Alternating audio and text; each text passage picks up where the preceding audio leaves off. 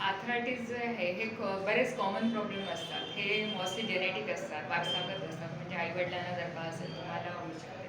किंवा uric acid खूप वाढलेलं आहे किंवा मग खूप स्ट्रेसफुल तुमची लाईफ आहे, खूप टेन्शन घेतलेलं आहे किंवा मग जे पेशंट जे आहे ते कंटिन्युअसली उभे राहून कामं करतात किंवा मग काही ॲक्सिडेंटल केसेसमध्ये आता जे तुमची केस आहे त्यामध्ये हातपाय अगदी वाकडे झालेले आहेत. कॅल्शियम, विटॅमिन बी 12 आणि आयरन डेफिशियन्सी तर कम्प्लीटच आहे. तर अशा वेळेला काय करावं लागतं, याच्यामध्ये ऑपरेशनची मुळीच आवश्यकता नसते.